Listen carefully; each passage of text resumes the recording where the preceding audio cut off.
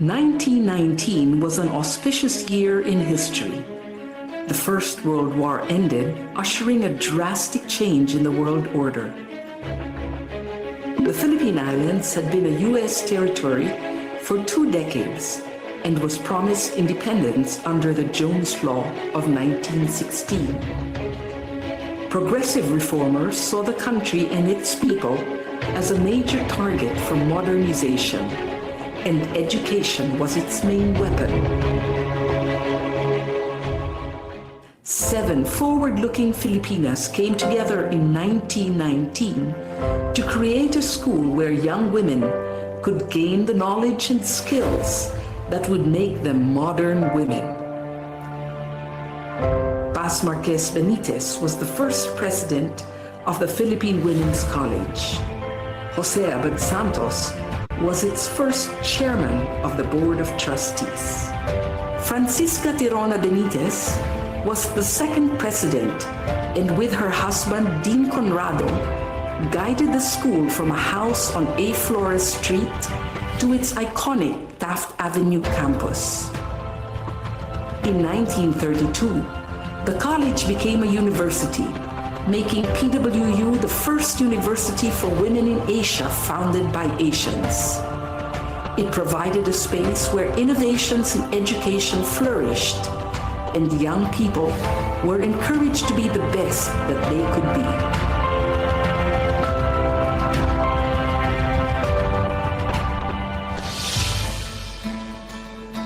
For over 100 years, the Philippine Women's University has been known as a leader in quality education. In 1934, PWU moved into its main campus on Taft Avenue, and since the 1970s has been co-educational. Located in the heart of Metro Manila, it is easily accessible by public transport and surrounded by affordable housing. Today's PWU offers undergraduate and graduate courses in several fields of study.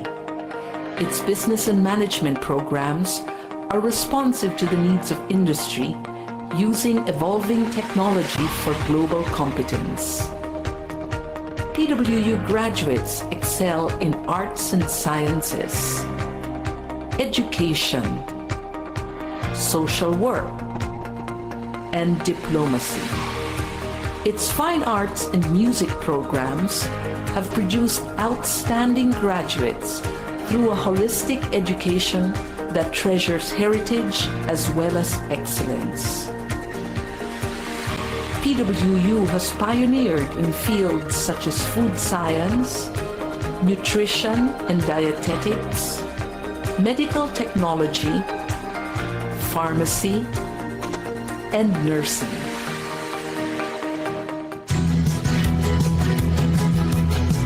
PWU continues to play an essential role in producing graduates who possess the skills that make them competitive in the country and anywhere in the world.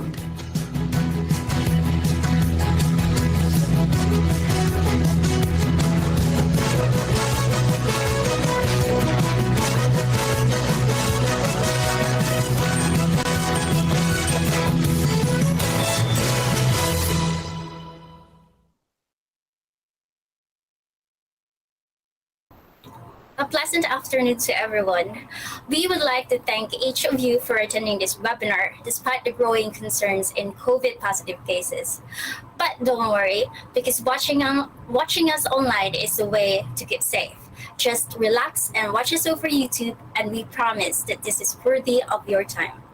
Yes, indeed, staying at home and learning from resource persons will prevent from unnecessary viral transmission and will help us to be more knowledgeable in adjusting to the times. But before we start the webinar, may we request everyone in the virtual room to make sure that your microphones are muted until it is your time to speak. I am Regina Festine. And I am Rona Caril Enriquez, your Masters of Ceremonies. To formally commence the program, let us take a moment of silence for the invocation, followed by the national anthem.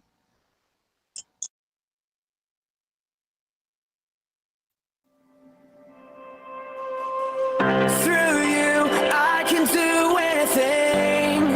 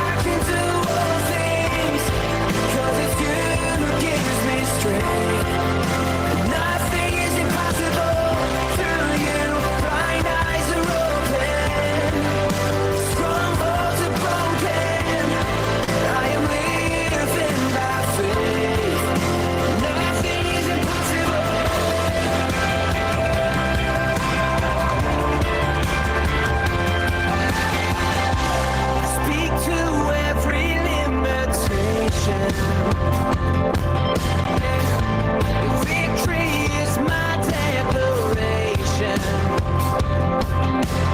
The same power that raised you from the grave is in me, so I will give you praise. Through you, I can do anything. I can do all things, 'cause it's you who gives me strength. Nothing is impossible through you.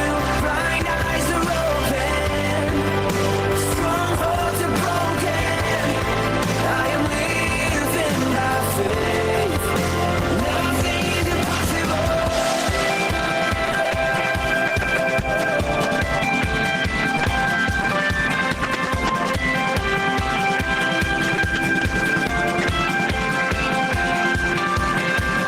I believe, I believe, I believe, I believe in you. I believe, I believe, I believe, I believe in you. Lord, I believe, I believe, I believe, I believe in you. I believe, I believe, I believe, I believe in you. Through you, I can do anything. I can do all things, 'cause it's you who gives me strength. Nothing is impossible through you. Blind eyes are open, strongholds are broken. I am living by faith. Nothing is impossible. I believe, I believe, I believe, I believe in you. I believe, I believe, I believe, I believe.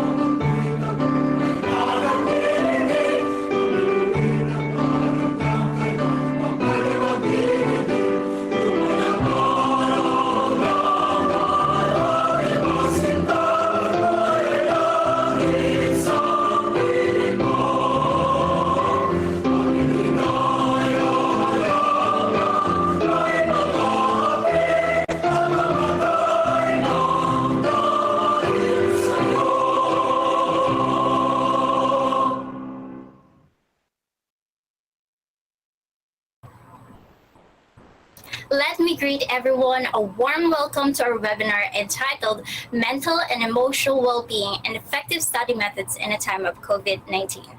It is now the Lenten season and our term break. It is high time to evaluate how we have been in the past year and how can we improve in school as the pandemic continues. A prelude to the substance and aims of this webinar will be highlighted to us by our very own School of Medical Technology Program Chair. Ladies and gentlemen, help me welcome Professor Sherwin P. Toriano.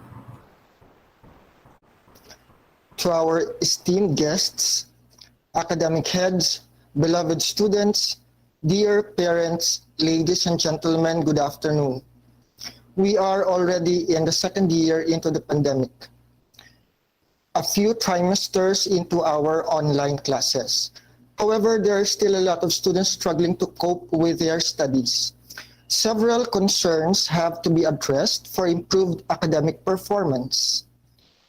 The Medical Technology Student Organization has invited Sir Wilfredo Francis Mina to discuss mental and emotional well-being of students, and also Dr. Joanne Marie Luz Palacios to elaborate on some effective study methods during this pandemic. In our previous webinars, we have been evaluating the topics which we are presenting. The School of Medical Technology is guided by a STAR criteria. STAR as in S for skills and training, T for technological knowledge, A for academic excellence, and R for research and collaboration. The topics presented in today's webinar aim to help the students adjust to the challenges of the times and enhance their scholastic performance by looking into aspects which might impede academic achievements. With this, I am giving this endeavor 3 stars. And later, after the open forum, we shall be honoring students with exemplary academic performance in the previous first and second trimester. Again, thank you very much and good afternoon. Thank you, Sir Toriano. Again, good afternoon to our viewers, to our speakers, and to my partner for today's webinar, Egina. I have a question for you, Egina. How's your trimester break so far? It's very good. I'm glad that I finally have time to do things that I plan to accomplish. That's nice. Utilizing this break to give ourselves a much needed relaxation time is a must, especially since we only have few weeks left before the start of the 3rd trimester. Yes, speaking of relaxation time, how's your mental and emotional health holding up, Rona? Oh, to tell you frankly, I'm kind of really high there, but there's just a lot of things to do, and it's easy to get overwhelmed. You know what I mean?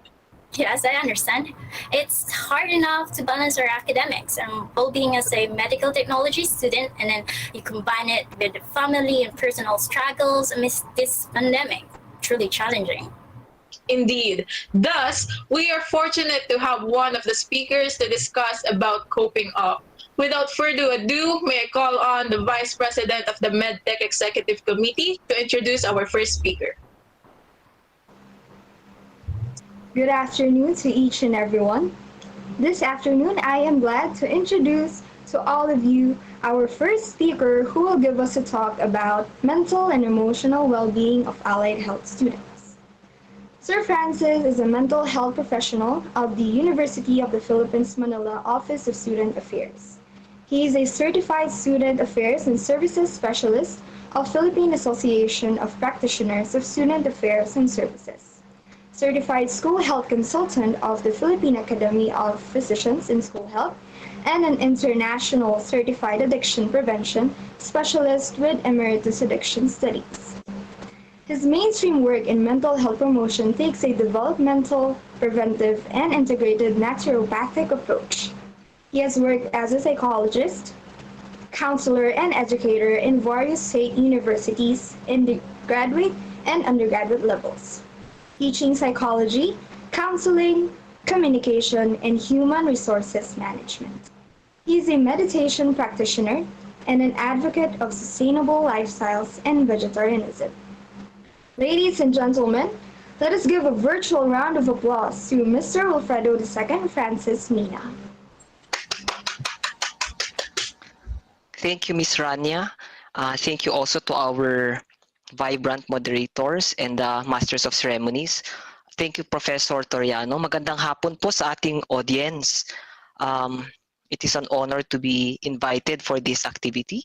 The title of my presentation is Nurturing Yourself Emotionally and Mentally.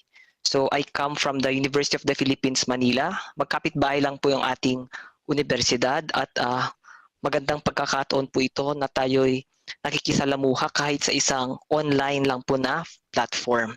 So my name is Francis Mina and I will be your speaker for this session. All right, so next slide please. A few weeks ago, your university actually hosted a very similar webinar and I actually watched that webinar. Napaka-engaging po ng topics. Pareho pong Miss Camille ang speakers po natin. And when you do have time, go back to your Facebook page of the Philippine Women's University and watch it. It's very informative and I'm sure you will be able to get equally substantial ideas from those topics. Because similar points were already presented in a previous webinar, I will not be repeating them anymore. So that we'll have a variety of presentation. I'll be focusing on emotional and mental aspects, but now taking on a more practical approach. So next slide, please. Okay.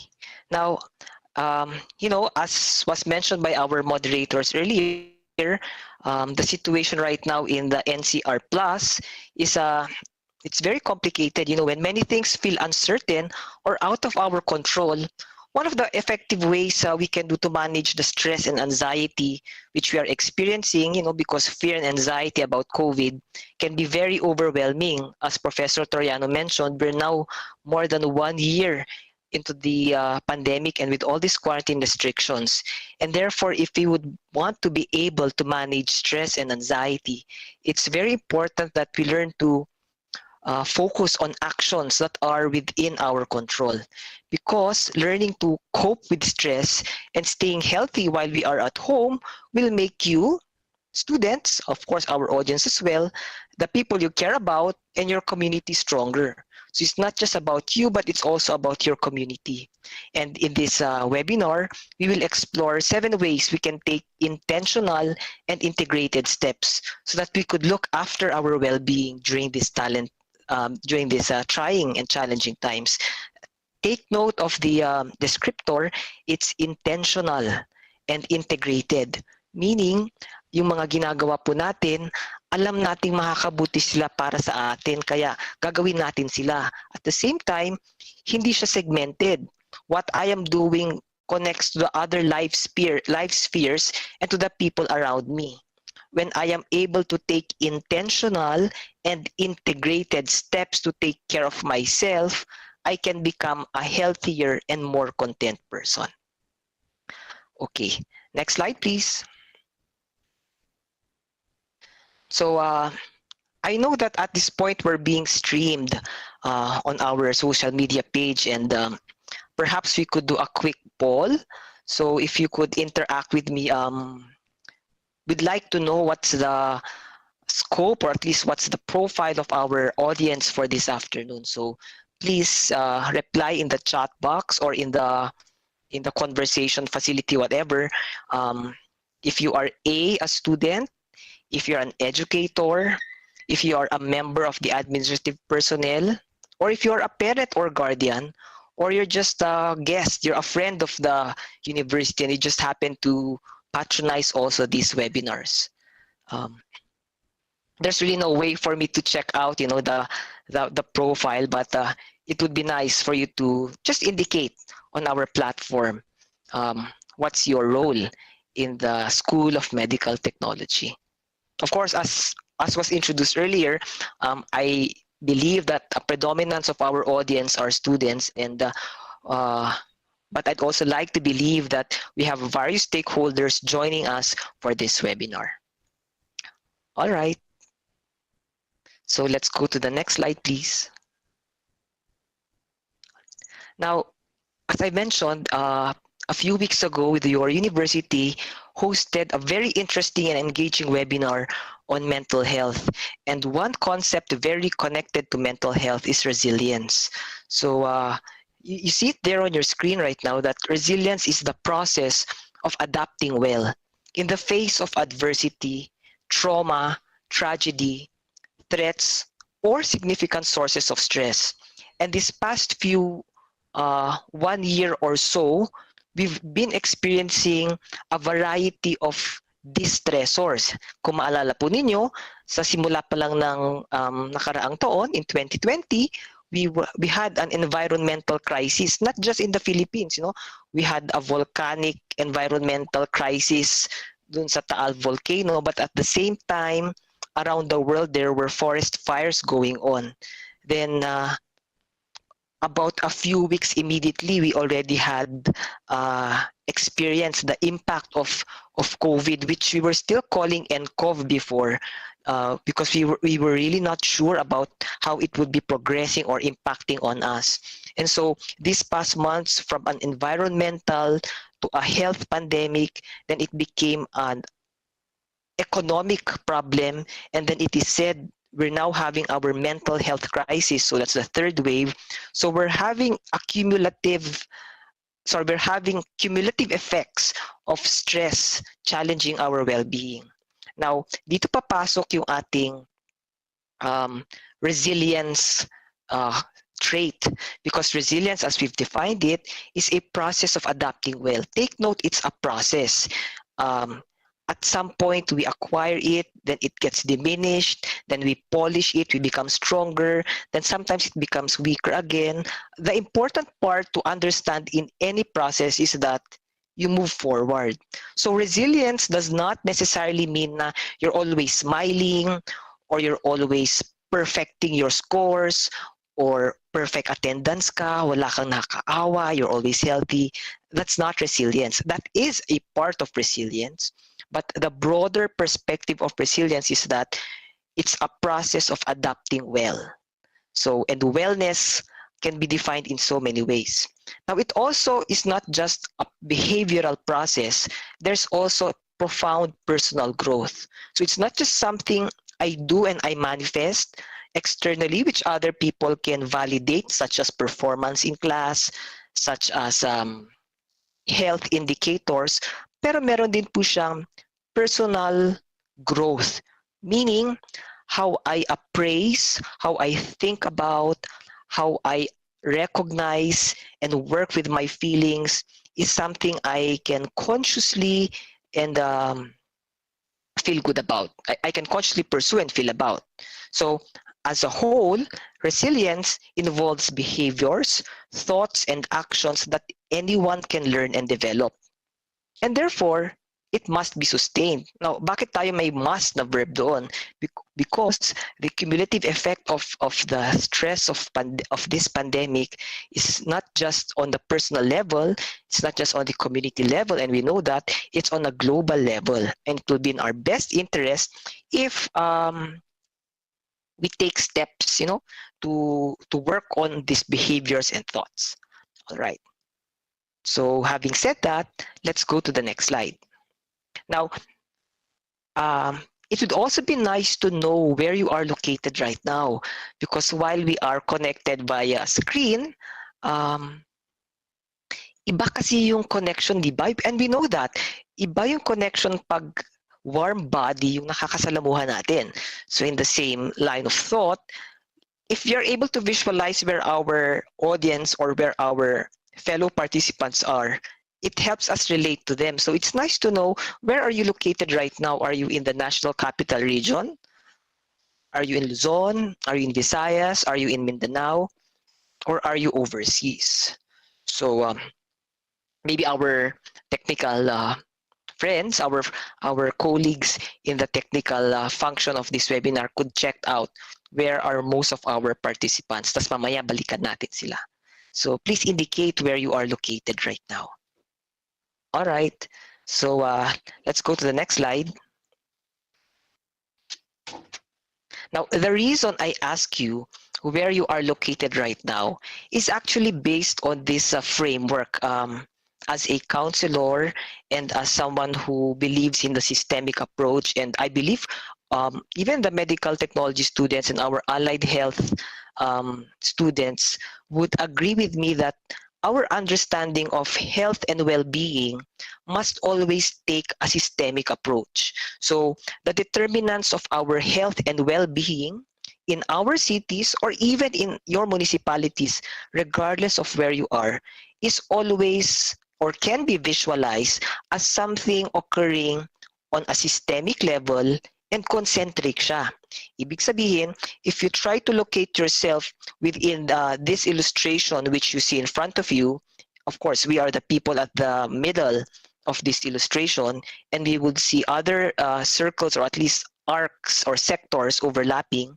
We would see that people's health and well-being are influenced by varied factors: the general socioeconomic, cultural, environmental conditions, agriculture, food production, work environment, living conditions, including unemployment, water, sanitation, healthcare services. All of these interact together, plus yung mga nuances pa natin about our age, our sex, our constitutional factors. All of these interact together, and they either insult or they either boost our health. So if we will contextualize this illustration, so if we were in the old normal, di ba? Kung saan yung lifestyle mo, you were more, let's say you were more mobile, and you were able to interact with your community, and you were able to patronize the products of your local economy at the same time. You had a variety of activities which kept you mobile and interacting, and you had a good environment. You'd feel good about yourself. However, now with the new normal, our lifestyles have changed, our routines have changed, even the people we interact with, we're now interacting via screen. There's no face-to-face interaction.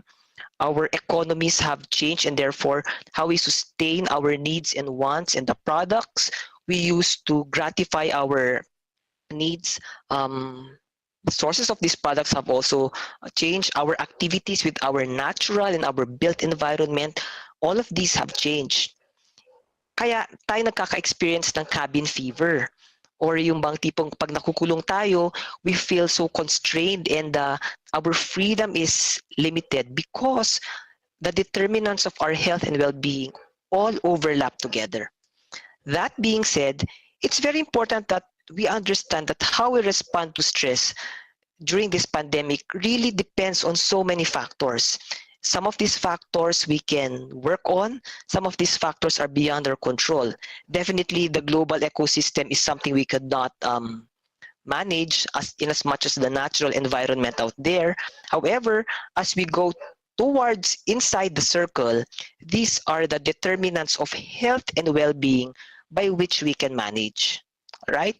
So at least naintindihan natin siya sa framework na ito, that my health always interacts with biodiversity, always interacts with infrastructure, always interacts with local economy, always interacts with the people I meet or do not meet, always interacts with my lifestyle, and so many factors. So let's keep it at that understanding. Okay, let's go to the next slide, please. So our next slide is another poll actually. So ito na yung tipo magpakatotoo tayo. I think I would identify our two moderators, our two MCs earlier, kasi di ba they asked, kumusta ka na, how are you? And they gave a very honest answer that while it is your sem break, there's still some stress which is occurring or being experienced. And I'd like you to tell us, how are you doing now? You know, the pandemic has affected us differently, and for some students, some people, if we ask them this question, kumusta ka na, what would be their answer? Some would say, so sumagot din po kayo. You could answer in the poll, maybe in your chat function there, how are you right now? So are you A, are you enjoying your life?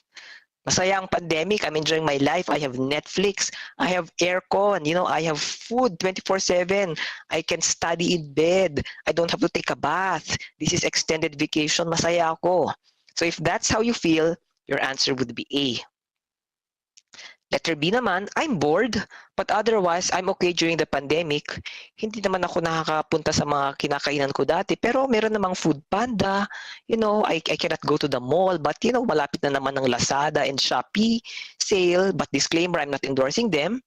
I'm bored, pero you know, there's chat, there's online games, so I'm okay during the pandemic. So if that's how you feel, your answer would be B. Now, some students or some folks would be experiencing so much stress actually, and they're having difficulty adjusting to life during the pandemic. So pag bumalik na tayo sa concentric circles, so they're having stress and difficulty adjusting because nawala ng trabaho ang magulang nila. That's one, maybe, or they cannot go to the gym anymore, so they cannot exercise, or maybe they cannot buy the things which they need for their routine, or they cannot meet out with their friends, or they cannot go to the library. You know, so many things are distressing them. So if that's how you experience life, your answer would be C. Now, there are a segment of our population who really find it hard or rather difficult to adjust to life, and they think they might be developing serious life problems. Naku, nakakabaliw na, Sir Francis, dito sa bahay. Ang dami-dami namin, wala pang aircon, ang init. Yung kapitbahay lagi nag-aaway, yung aso maingay. Paano ko kapag online class? Ang daming requirements, patong-patong na. I'm afraid I'm going to fail. So if these are the things which you're experiencing, perhaps you are described by option D.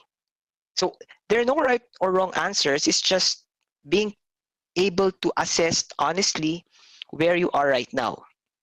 At alam natin yan, allied health professionals and those who aspire to become full health professionals, we know that in any health intervention, being honest with your medical practitioner is the first step in getting a comprehensive assessment. In the same way, being honest with yourself, how you feel right now, whether you feel elated or you feel distressed, will be the first step in taking intentional and integrated steps towards well-being.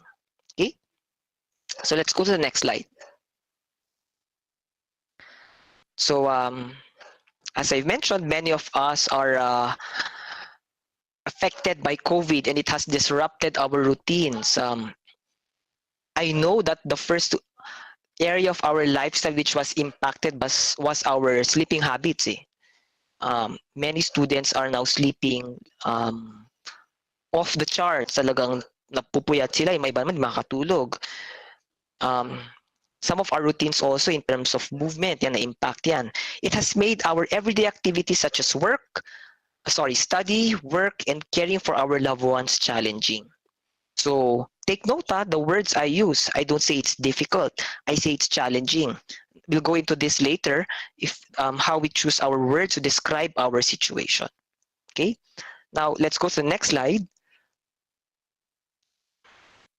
So regardless of how you feel or whatever you've been going through these past few months, these are actually common psychosocial reactions of people which occur amid the pandemic. And these include fear of contracting or transmitting the disease, especially now. We have new variants popping out. Suddenly, our cases are becoming exponentially magnified. O, diba? Hyperbole na ginagamit ko doon. Lumalaki yung ating cases of COVID. And therefore, there's this fear na ako, baka mahawaan ako. And we fear being stigmatized when we are ill or being unable to ensure that our family and friends are actually safe. So there's a lingering fear. Diba? Now, fear of contracting the disease. Fear is very different from anxiety. Fear is an emotion of uncertainty and being disempowered, but you know the reason why. Natatakot kang babagsak ka dahil hindi ka nag-aral. Natatakot kang magkasakit ka dahil alam mong may virus. Natatakot kang baka makagat ka ng aso sa compound niyo kasi madaming gumagala. So that is fear. Anxiety, on the other hand, it's a feeling of uncertainty, but you really don't know what's going to, what's really causing it, or you really cannot put your finger into it. Kumbaga, you can't identify what's causing that, and it's actually occurring quite more often right now. Many are becoming anxious, even if they know the context. They are afraid of what's happening. They are becoming anxious. Now, other psychosocial reactions are some become bored and frustrated kasi walang ginagawa, idle. Paulit-ulit na lang na walang kamatayang module, walang kamatayang submit this, walang kamatayang online class. Gusto ko ng bumiyahe, gusto ko ng mag-mall, gusto ko ng pumunta somewhere. So, repetitive activities breed a feeling of boredom or frustration. And of course, very common are the feelings of stress, which are heightened by the lack of livelihood and income. For those who are perhaps working students, I know some of our students are working students. Some of us are unable to meet our basic needs. Some naman feel stressed kasi nagpapatong-patong yung mga requirements, even chores at home, or pag-aalaga ng mga kapatid or kasama sa bahay. So there's a compounding of responsibilities. And it's important to recognize that our public health challenge and crisis is really very serious, and we have to be mindful to react that reacting from a place of fear, panic, anxiety is usually unhelpful in the long term. Diba? When you have an emergency, kapag reactive ka, it's not going to help. So it's very important, because what's happening sa atin right now, it's a chronic situation, is that we do proactive steps to reduce stress. So how do we do that? Let's go to the next slide, please. Yeah, next slide. All right. So as I've mentioned, so that you don't lose the trail of thought, resilience is a capacity of a person to directly marshal actions and strategies that seek to eliminate or reduce stressors. Ibig sabihin, if something is stressing you out, alam mo yung strategy na gagawin mo, either to eliminate or to reduce the effect of that stressor. If you have that capacity, you are resilient.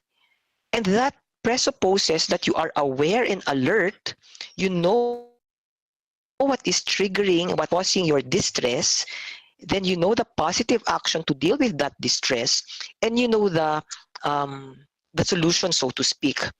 Now, sometimes there's no solution. Sometimes you just have to endure things.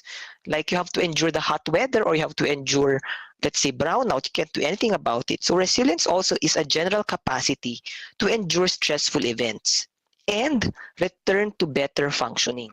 Now, kaya po siya controversial.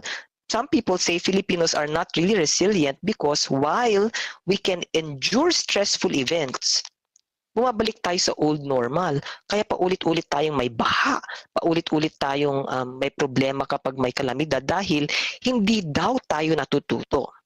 So that's the challenge right now. There are people out there whose behaviors we cannot change, but we can always change our behavior. So what's the first step? The first step is, let's go to the next slide. The first step is to focus on our self-care. Next slide, please. Now, self-care is a multi-dimensional, multifaceted process of purposeful engagement. So maraming dimensions yan. Pwedeng emotional health, physical health, spiritual health, financial health, all of these aspects which will promote your healthy functioning and enhance well-being. Kasi mga ibang self-care lang nila, pag sabing self-care, ang iniisip, aesthetic. Isang dimension lang yun. Iba naman, iniisip lang nila, physical, let's go to the gym or let's have our yoga. That's just another aspect din. Self-care should also involve, ayan, alam niyo yan, mga nutritionists, nutrition. Self-care also involves positive emotions, negative emotions, and managing them. There's a psychological aspect to that. Self-care also involves some form of spiritual care, especially because it's Holy Week soon. So there are many aspects, and if we are purposefully engaged in taking care of ourselves along these aspects, then we could enhance our well-being. All right, let's go to the next slide, please. So which is true? Now, ito, pag-isipan po ninyo. By being resilient, I learn to take care of myself. Ibig sabihin, dahil na-expose ako sa stressful events, adverse events, emergencies, pandemic, and because I can manage strategies to deal with them, then I can take care of myself. Yun yung first logic. Yung second question, by taking care of myself, it makes me more resilient. So which do you think is true there? Is it A, the calamity makes you resilient and therefore, or the calamity or pandemic makes you resilient and therefore you learn to take care of yourself? Or B, because you take care of yourself, then regardless of which calamity or stressful situation which comes before you, you become more resilient. All right, sagutin natin yan mamaya. Sumagot lang muna kayo, but I'll give my opinion later. Okay, let's go to the next slide, please. So this is the talk proper. So now we're going to talk about healthful stress management builds resilience. So, kasi maraming ways tayo nagmamanage ng stress eh. But how we manage stress is not always healthful, meaning it does not make you healthy. There are different ways by which we manage stress. Ang important is we focus on the healthful strategies so that the healthful strategies make you healthy. All right? So next slide. So kanina sinabi ko, when we look at that systemic perspective, there are areas in our life which we can control and areas which we cannot control. And as a counselor, based on my experience, I know that many of our students sometimes have blurred. 3 times yun na, hyperbole. Na-blur nila yung boundaries. Ibig sabihin, walang boundaries. They focus on things beyond their control when they should be focusing on things within their control. So there are things beyond your control and you should let go of them because they're not gonna change your life significantly anytime soon. And this includes, you cannot control whether others follow the rules of social distancing, rather physical distancing and health protocols, the actions of others, predicting what will happen, the motives of other people. Cannot control that. You cannot control also how long this pandemic or remote learning will last. They say it will take us 7 years, 7 ang haba po nun, to have a full recovery from the economic, academic, and public health perspective. But we can't handle time. The prices of commodities is something beyond our control. How others react is something beyond our control. And the opening and closing of our community, whether we have granular lockdowns, the opening or closing of the bubble, we cannot control that. However, we can control our attitude. We can control if we follow DOH recommendations. We can control our social distancing, our exposure to social media, what you focus on the news, finding fun things to do at home, and most importantly, your kindness and grace. A few years ago when I studied in PWU, I liked the fact that I saw my facilitators, our teachers, wearing a pin nakalagay doon, be kind. Very simple reminder, but telling us to just be kind. All right, next slide, please. So if we are, next slide po, if we are able to identify what we can control and what we cannot control, that determines the disparity or the proximity of your expectations and your achievements. The greater the disparity between what you expect and what you actually do, the greater is your experience stress. However, if you manage your expectations so that your expectations meet your achievements, or you ensure that you achieve to meet your expectations so that there's minimal disparity, the lesser the stress you will experience. So very important din yan na i-identify mo what are the things, who are the people who I interactive, when do I do things, where do I do things, how do I do things. And when we go into the specifics of these pronouns, what, where, when, why, who, and who, all of this, take note, you become intentional. Pinag-iisipan mo kung ano yung ginagawa mo. When you become intentional in what you are doing, you will be less prone to feel distressed. So let's go to the next slide. This is my favorite quotation. Next slide, please. I've loved this. It's my personal mantra.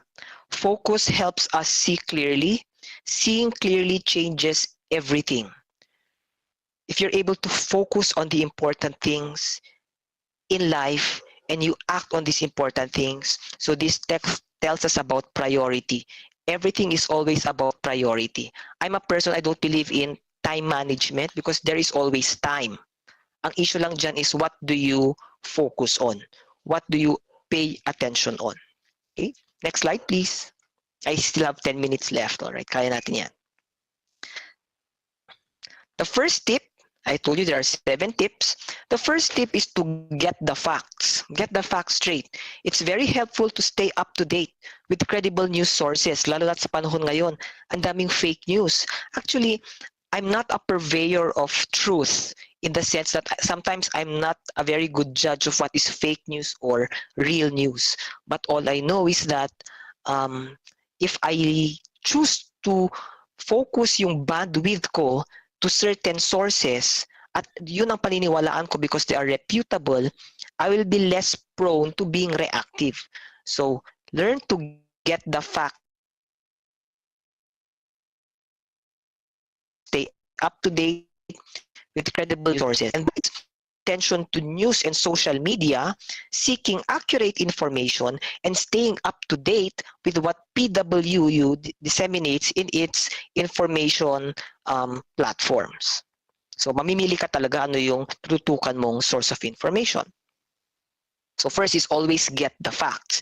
And facts are always verifiable. If you cannot verify it, it is not a fact. It is an opinion. So if you feel something disturbing you, ask yourself, is this a fact? Okay? If it's not a fact, then ask from people who might know the facts. Ask from your faculty, ask from your university, ask from your student affairs office, ano ba yung mga dapat kong i-pay attention on? This leads us to the second tip, about that. Next slide, please. The second tip is connected to the first tip, which is to get the facts. If I know the facts, I can always keep things in perspective. Kasi our situation right now is not the normal. It's unnatural. It's not the normal, but it's becoming the new normal. So in a situation that is very uncertain, it's quite typical or normal to have what if, what's going to happen, paano na ngayon kapag ganito, ano mangyayari sa atin. Now, in the absence of information, our anxious mind will fill in the blanks of mag-worst case scenario tayo. It's very important to pay attention to your bandwidth. So, you know the facts, pay attention to your bandwidth. Keep things in perspective. As a counselor, it's very important for me to emphasize this because what we focus our attention on, diba, is a form of programming. So if I'm always anxious and catastrophizing, then it can make me feel overwhelmed and helpless. In effect, it will make me vulnerable. But if I keep things in perspective that kaya nagkakaproblema sa ganitong compound kasi ganito. Kaya ako nahihirapang mag-submit ng requirements dahil ganito. Kaya ako nagkakasakit o kaya nagkakasakit ang mga tao dahil ganito.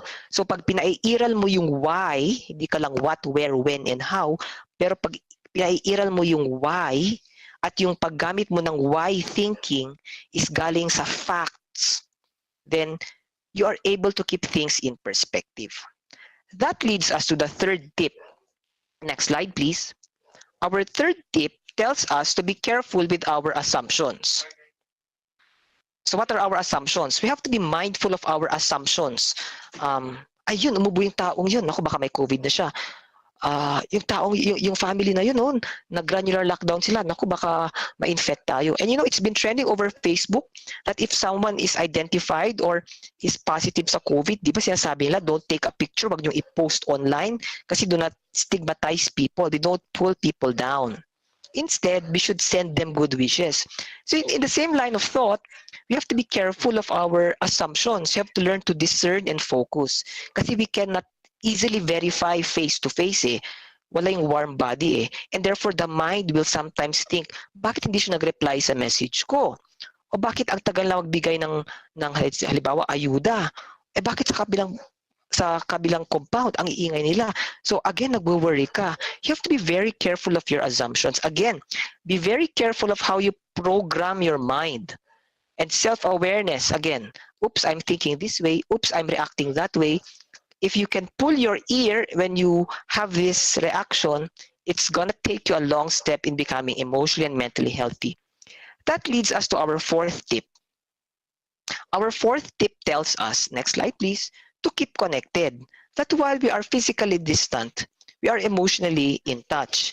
And right now, there's really no excuse to say, hindi ko po kasi alam. Kasi napakaraming platforms to keep in touch. You have online platforms, you have your mobile phone, you have your landline.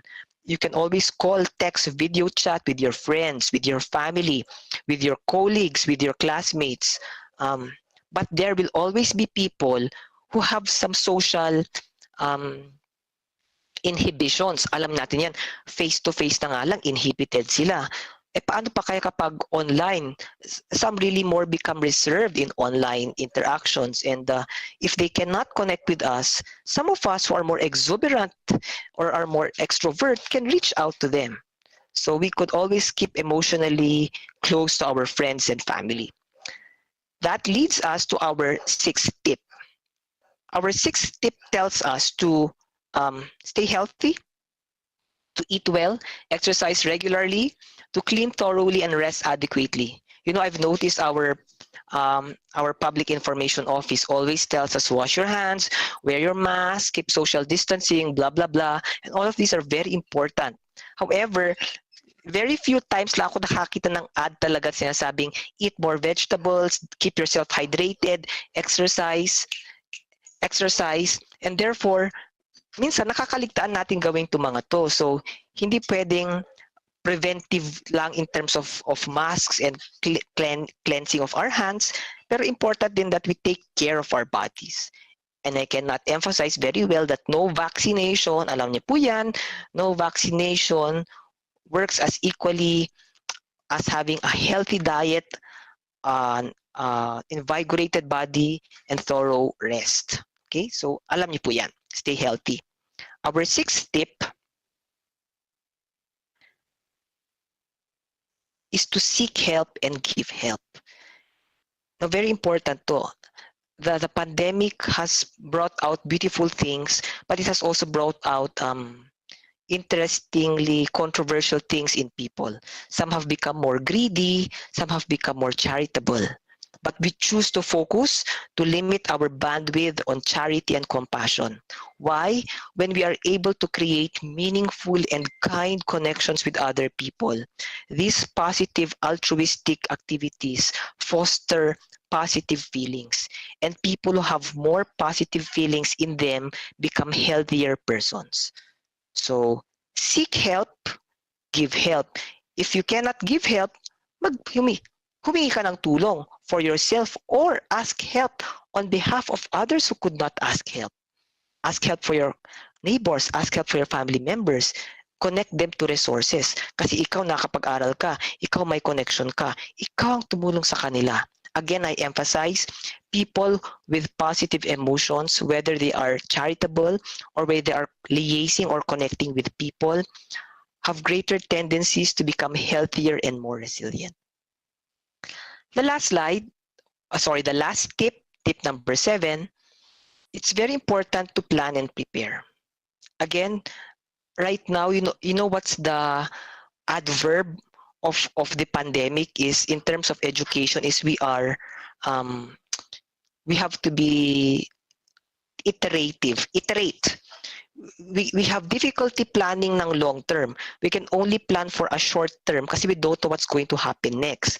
Nonetheless, it's very important to always be proactive. Ibig sabihin, keep supplies, learn in advance, keep connected with people who can help you so that when situations will be more distressful, prepared ka. So, kahit hindi natin alam kung anong mangyayari, prepared ka.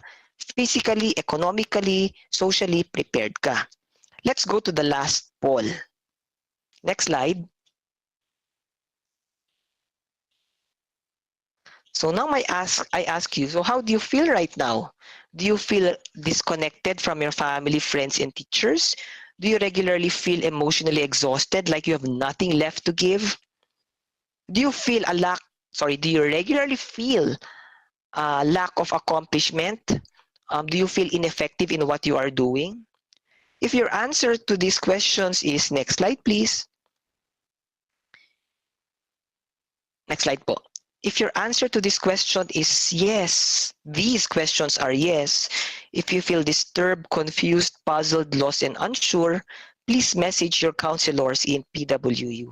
They are licensed, credentialed mental health professionals who are very capable of helping you. Thus, let's go to the next slide. So you have there their email. Contact them if you have a problem. So I close my presentation. I have 20 seconds left. Yan, tama-tama.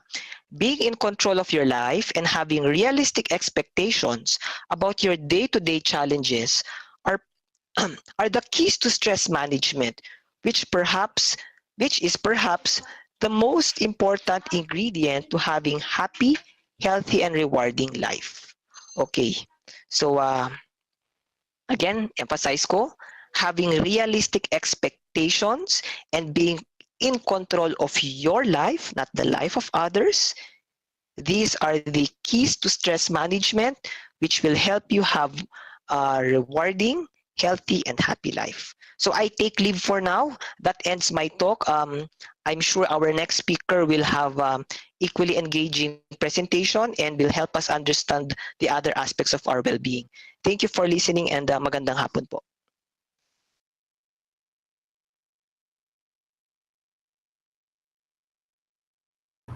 Just to remind everyone, if you have questions, please type it in our YouTube chat corner, and we shall be reading a few of them on the open forum. Type speaker 1 and your question, and later we shall have Sir Francis to answer that. Again, thank you, Sir Francis, for the very informative presentation. Rona, can you announce Yes, of the poll? just want to give the okay about the poll earlier. Sir, most of our audience are students, and most are from NCR and Luzon, and several are from overseas.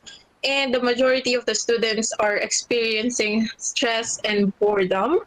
And students have almost equal opinions about the statement. The results are equally divided by being resilient to learn take care of myself, and taking care of myself makes me more resilient. And the last poll mostly said it's 2 or 3.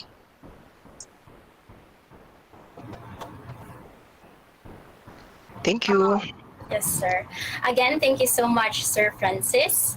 Moving forward, may I call on Sir Sherwin Toriano, Program Chair of the Philippine Women's University School of Medical Technology, to present the certificate of appreciation to Sir Francis.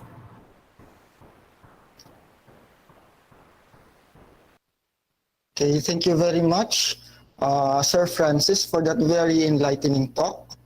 So I agree with proper perspective and the wavelength. I also do that. Okay, the Philippine Women's University School of Medical Technology presents the Certificate of Appreciation to Sir Wilfredo Francis Mina as our resource speaker for imparting his invaluable knowledge in the webinar Mental and Emotional Well-Being and Effective Study Methods in the Time of COVID-19, conducted on the 26th of March 2021. Again, sir, congratulations and thank you very much. Thank you.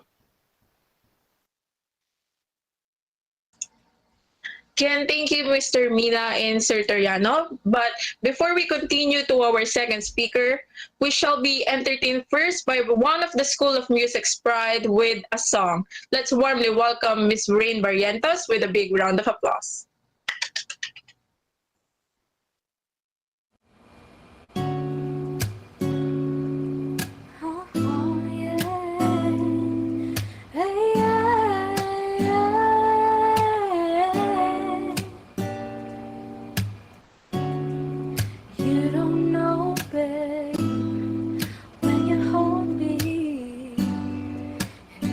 Slowly is the sweetest thing,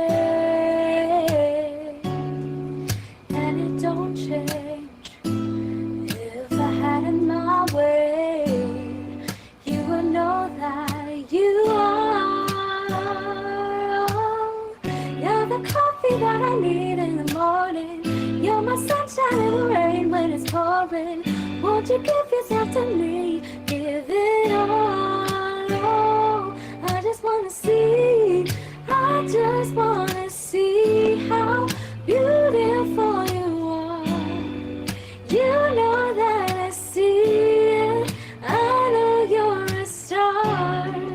Where you go, I'll follow, no matter how far. If life is a movie, then you're the best part. Oh,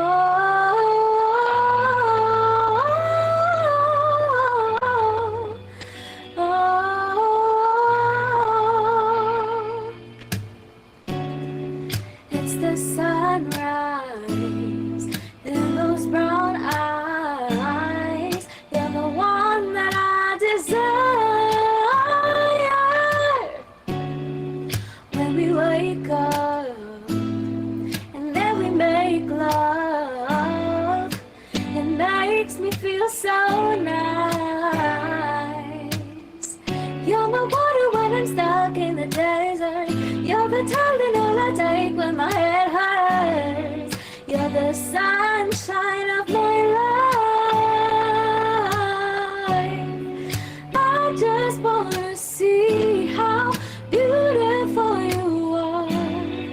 You know that I see it. I know you're a star. Where you go, I follow. No matter how far. If life is a movie, then you're the best part. Oh, you're the best part. Oh,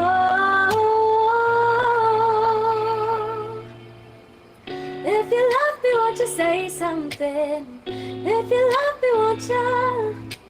If you love me, won't you say something? If you love me, won't you? Love me, won't you? If you love me, won't you say something?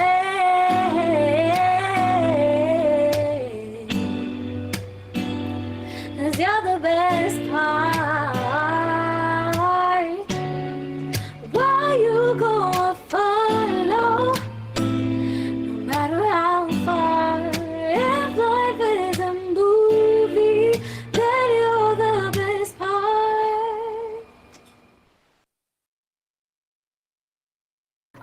Thank you for that lovely performance, Ms. Barrientos. Truly, Philippine Women University students are not only bright, but also talented. For another interesting talk, let us call on Mr. Jigs John Pitello, Treasurer of the MedTech Executive Committee, to introduce our second speaker. Ms. Palacios is a registered medical technologist and licensed physician. She graduated as cum laude in the University of Santo Tomas under BS Medical Technology program in 2015. She was also hailed as cum laude in the same university, and this time under the Doctor of Medicine in 2019. She has trained in various notable health institutions such as San Juan de Dios Educational Foundation Incorporated Hospital, Therapeutic Health Services in Seattle, Washington, USA, and the De Los Santos Medical Center. Again, let us give a warm welcome to Ms. Joanne Palacios. Thank you for that wonderful introduction. First, I'd like to thank you all for having me today. Thank you for inviting me. I'm very honored to be part of your program.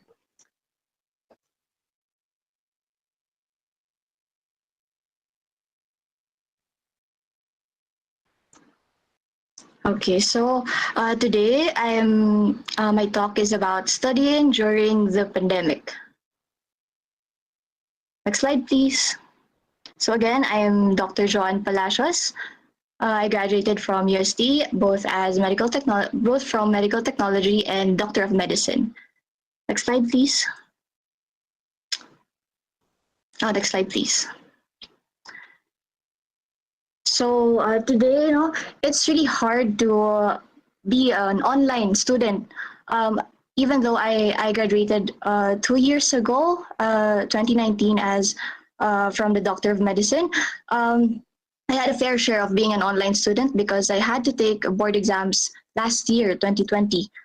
So it's really hard to be in a different area wherein you're in your house. You have to have a stable internet connection. You're struggling. Sometimes you can be sleepy because you're in your room.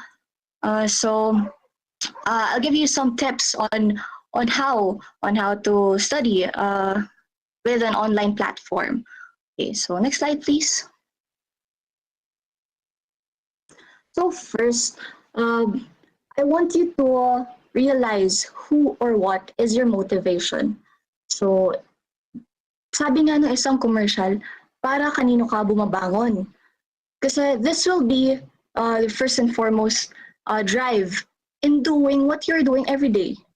So next slide, please. Is it your family, your parents? You want to make them proud, your friends, or you yourself? What you imagine yourself in the future, in 5 years' time? You want to graduate and have a successful life. No, you have to determine what your motivation is. So you can have your drive every day in doing while you're studying, while you're reading this material. Bakit ako nagpapakahirap gawin ng mga bagay na to, no? you have to determine your own motivation. Next slide, please.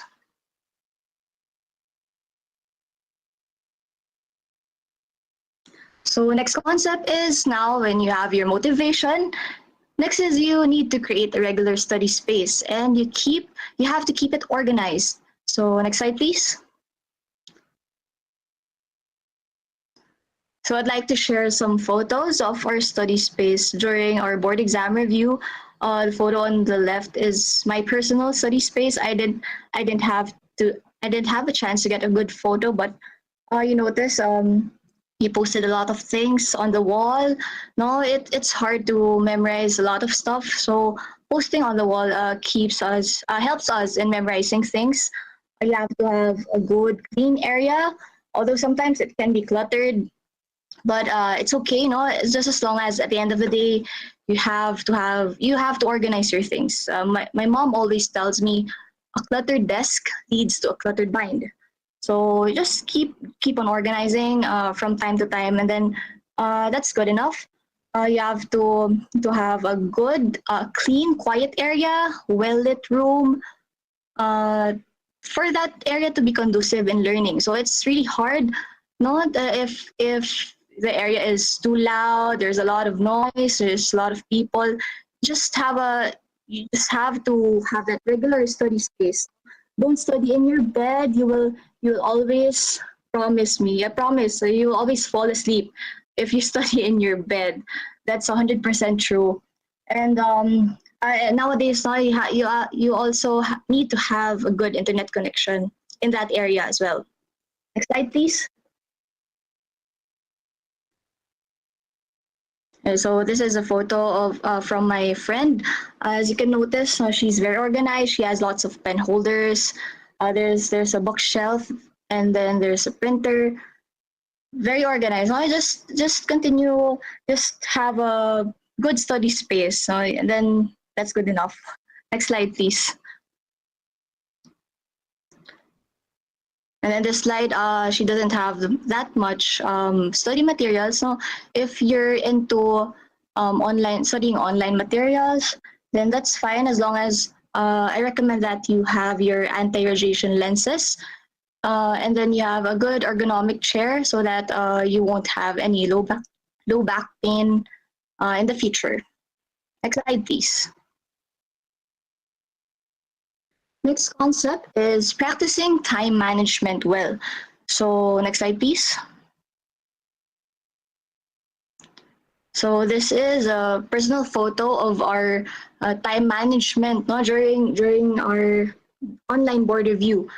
So if you see this schedule, we made our own personal schedule on what to study per day, and then on a specific day, we do check check marks, no, check boxes. I mean, so if you do check boxes and then you check them one by one, it gives you a good, satisfying feeling when you do some specific tasks.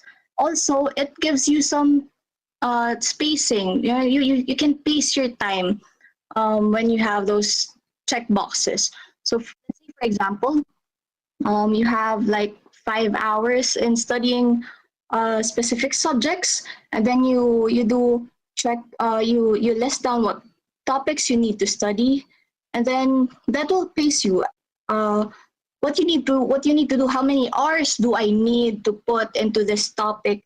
So if a topic is hard enough, like for example, in this photo we have gynecology and OB. So in gynecology, I think there's 4 topics. I think if I have 5 hours, I have to give it around 3 hours for gyne, and then an hour for OB, and then an hour for pedia. You know, it's good. It's a good practice to have check boxes, and then you pace yourself, no, when studying. Next slide, please.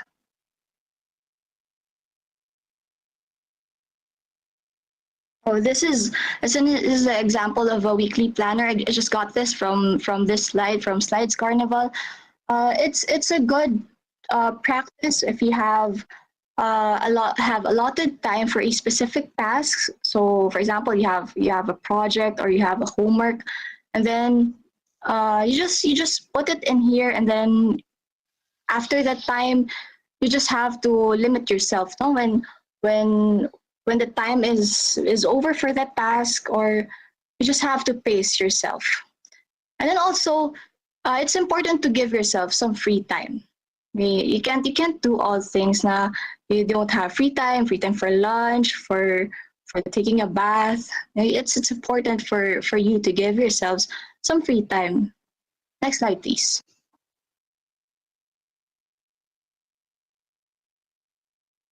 Next concept I want to tell you is how figure out how you learn best. So I'd like to share some triangle pyramid. Can you next slide, please? This is a learning pyramid. This is actually just a theory. I got this from National Training Laboratories. It tells you the average learning retention rates, no, for different types of learning. So let's say, for example, when you attend a lecture, you retain 5% from it. When you read your material, you retain 10%, audiovisual 20%. This is not actually 100% accurate, but it can be somehow true. Okay, so for lectures, we can increase that 5% if you take down notes during the lecture, if you participate during the lecture. That 5% retention could be increased. When reading your material, you just don't read it once, okay? We usually read our materials at least 3 times, no, for higher retention, because it's really hard to retain in one reading. Audiovisual, if you have your resources such as videos, you can search from YouTube. Demonstration, this is when you do laboratory work. This is not actually feasible right now, but we actually do this in school, right? When we had a chance. So hopefully, in the near future, we can go back to doing laboratory work.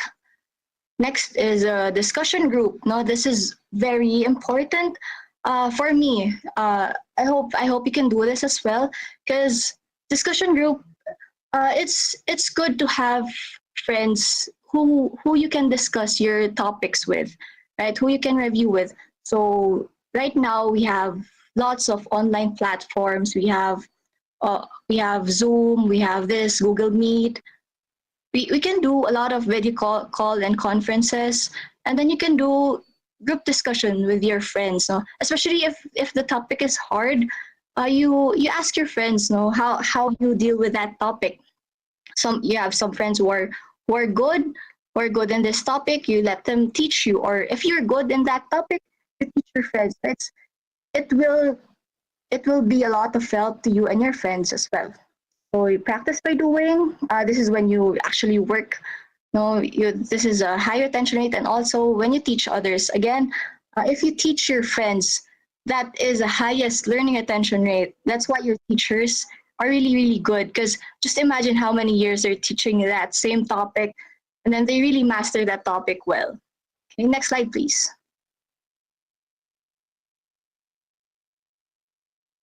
Next slide, please. Yeah.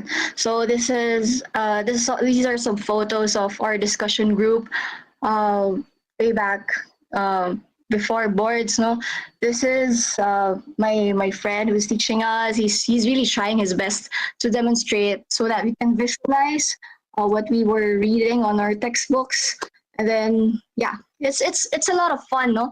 When we discuss with your friends, like let's say for example, one question will be asked in the exam, and then you'll remember, oh, our friend asked this. Trisha asked this. I remember this.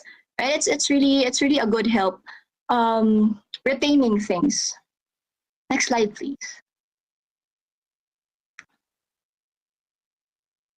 Again, so this is my one of my quotes for you. Your good friends are the ones who you share the same goals with. So if you and your friends want to pass the exam, or you want to be successful in the future, no, be with those friends. No, and I'm not telling you na parang you just leave your other bad friends behind. You be a good influence to them. Next slide, please.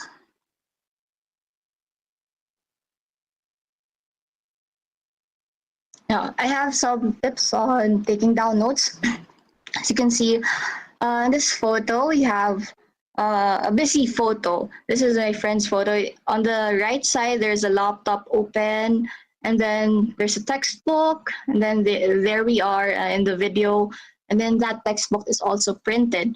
So I just want to emphasize that it's very important that if you get the chance, you print your materials, because it's really hard to just study in the laptop or in the iPad.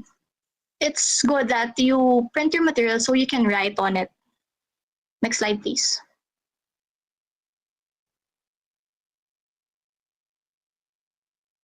Oh, some tips on taking down notes. No, I have some shortcut. I'm not sure if you are gonna use it, but I'm just gonna share it. So first is when taking down notes, so you have a little time, especially when your professor is talking fast. So what I do is I do shortcut notes like this one. Actually, this is universal. No? Right R with a circle means right. So when the teacher says right arm, I can just put R circle and then arm. Another example is a left arm, a left leg. You just put L and then circle and then left leg. That's just some tips on how to write faster. Another one is when it says measuring. So I just put mg and then circle. So it's measuring 2 by 2 cm. Next slide, please. This is my favorite note tip. This 3 dots means therefore.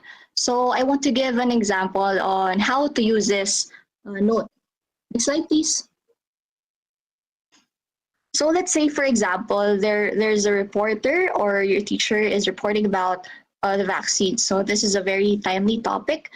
We have a very busy slide with lots of columns and rows.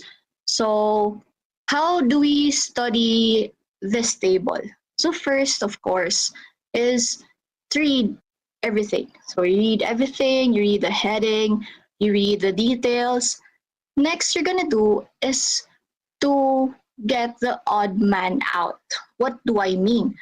So let's say, for example, for dose frequency, which is the odd man out among the different vaccines, it's the 1 dose Janssen. So we just take that one, take note of that one, you circle it, and then next is I want to emphasize on how do we use the therefore. So let's say, for example, sorry, can you go back to the previous slide? Sorry. So let's say, for example, the slide says this vaccine has this side effect, and then it mentions around 10 side effects, and then this vaccine and the blue one mentions like around 5 different side effects, and then the last vaccine mentions like around 1 side effect. So next slide, please. So I'd like to what I want to do is like I want to summarize what the professor said. Okay, so if she says that there's just 1 side effect, and then I'll just put in my notes 3 dots. Therefore, vaccine A example is the safest. So that's how we use that note. Next slide, please.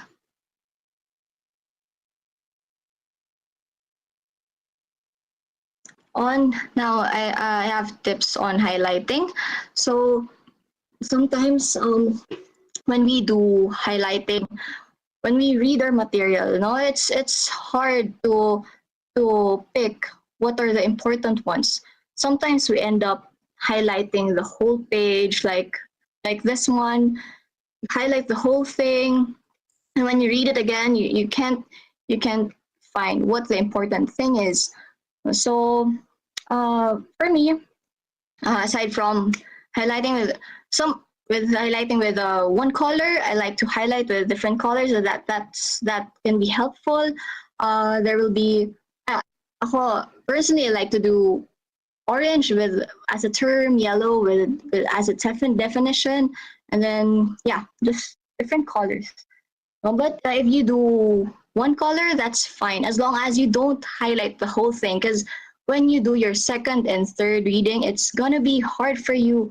You're gonna have to read the whole thing again. So next slide, please.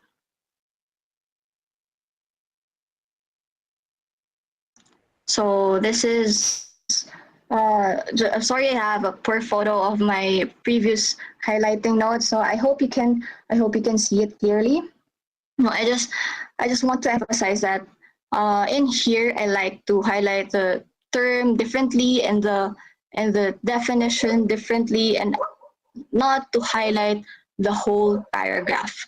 They're just the important ones. So you can also use your pen to circle some stuff. Okay, just circle some stuff. I will elaborate on that later. If you don't have a printed material, if you're used to studying in your iPad, and that's fine, as long as when you're highlighting, you just don't highlight the whole paragraph, so it won't be hard for you. Next slide, please.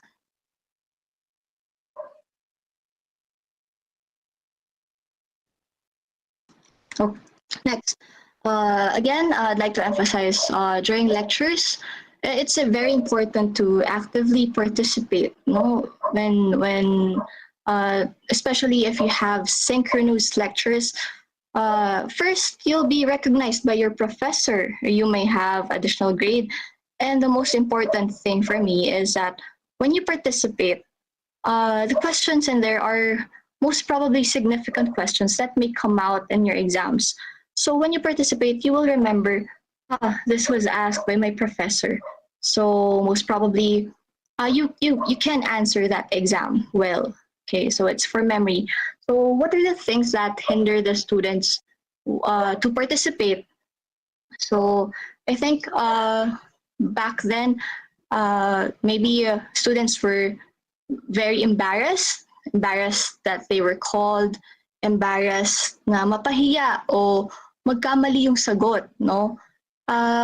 For me, I eventually learned, even if I get the wrong answer, I will always remember that answer that I was thinking that was right will be wrong, so that in the future when that question will be asked, I will remember the answer to that question. No? Sometimes you take this for granted. No, when it comes to lecturers and to teachers trying to engage to their students and asking some significant questions. It's hard if we take this for granted, and this same question comes out in your exam. You will have that regret na sayang, I didn't recall what the teacher said. No, I sayang, hindi ko sinagutan to, sayang. No, so let's keep that in our minds. No, that it's important to actively participate during lectures. Next slide, please.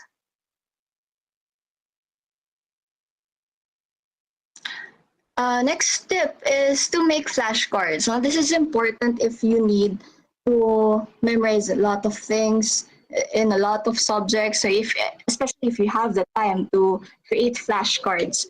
So wherever you go, like say in the bathroom, and you do your thing in the bathroom, or just whenever you go, you can bring your flashcards with you, and then you can also ask your friends with the flashcards. Okay, next slide, please.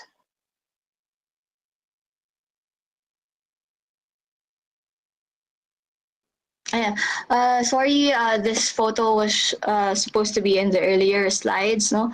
But I think this is a closer look of what I did back when I was studying for the board exams. So I just like to dissect on this highlighting concept. So for the title, I highlighted with pink, Zenker diverticula. So take note that I encircled some words only, so that those encircled words would stick to your mind. So example for this, most common esophageal diverticula. So I didn't include esophageal diverticula anymore because the disease itself is already called Zenker diverticula. So I just encircled most common. So that would stick to my mind. Next, okay, it's okay if you read those things, but I also encircled not in the symptoms. So I'm gonna read it. Symptoms does not correlate with the size of the diverticulum. I did not highlight the whole thing. I only encircled not. So that when I read it, I will only think of Zenker diverticula does not correlate with the size of the diverticulum. So it's just how I do my highlighting. It helps me when I have to read the whole thing again. Second reading, third reading, I don't need to emphasize on the other stuff. I just focus on what I encircle and what I highlighted. Next slide, please.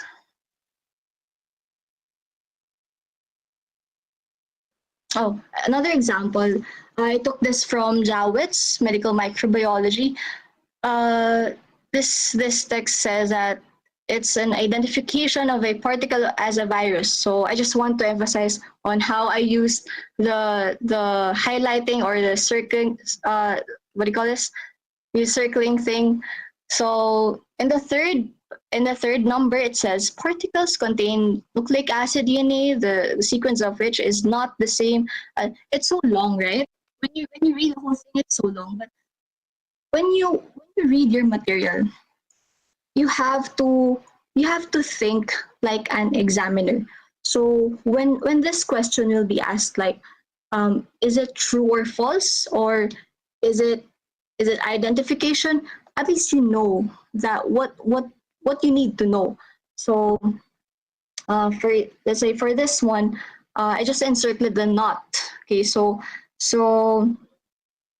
I can remember what the if I'm going to be asked if it's true or false, and the not is not included, and I can answer the question. I hope this will help you. I hope this doesn't confuse you. No, yeah. Next slide, please. So again, this is my other quotation that I always keep in mind. Don't study hard, but study smart. What I mean about this is that you don't study you don't just study the whole thing. Example, you need to read the 3 chapters, and then you just read it, and then you memorize word per word. No, you don't do that. Okay, you study smart. Meaning, when you read your material, you think like an examiner. You think, oh, what will be asked in this paragraph? What will be asked in this topic? What are the favorite things that the teacher was telling us with this topic? Okay, next slide, please.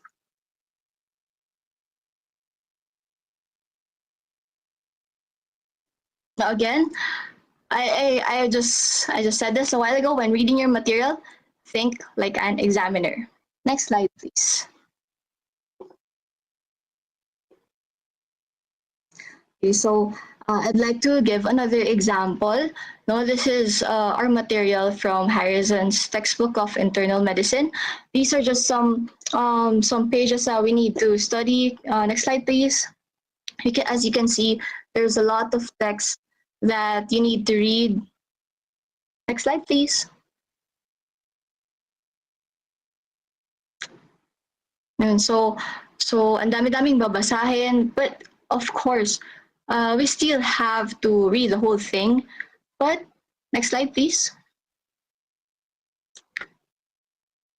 But what we do is we summarize what we read. So, di ba, what I said a while ago, when we read yung material, we don't just read it once. We read it twice, at least 3 times, for us to have a good retention of the material.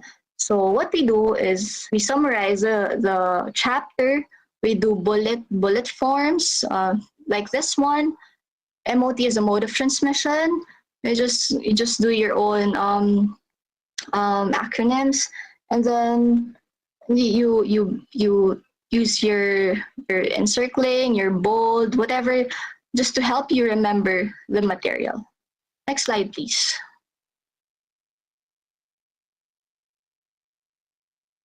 Yeah. So let's say for this example, no, there's true or false, true or false. It's just that is us writing that thing. No, when we read the material, elderly cannot present pneumonia without fever or cough. When you read it, it's just a normal sentence. But when you think like an examiner, you know you can ask this if this item is true or false. Some exams is not just true or false. Some exams are like K-type questions or Morse type questions, wherein the choices are letter A, only one is correct. Letter B, only one and two are correct. No, it's hard if there are those types of examinations. That's why when you read your material, no, you have to put your heart into it. You have to think clearly, think well, think like an examiner. Next slide, please. Okay. So the next concept is eliminating distractions. So first is during lectures, and the second is during studying. So during lectures, it's hard if you have synchronous lectures. You have to you yeah there are no rewinds, there are no replays during synchronous lectures. You have to have stable internet, and of course you have to limit your any of your distractions. If you chat your friends, it's hard if there's a notification, then your friends are chatting. But it's really hard to to eliminate those distractions. Also, if you have asynchronous types of lectures, well, in asynchronous types of lectures, you have your own time in studying the videos in your own pacing. But what if when you started a video and then your friends tell you, oh, that's 1G, let's do one game. Then nakailang games na kayo, 1G, naging 2G, naging 3 games, 5 games, until you haven't finished that lecture. So you have to pace yourselves, you know, when taking breaks and when to study those lectures. Also during studying is different naman kasi you have to read that material, you have to absorb materials, and then you see some stories, some Facebook live of your favorite K-pop group. It's you have to you have to limit those distractions. So next slide, please.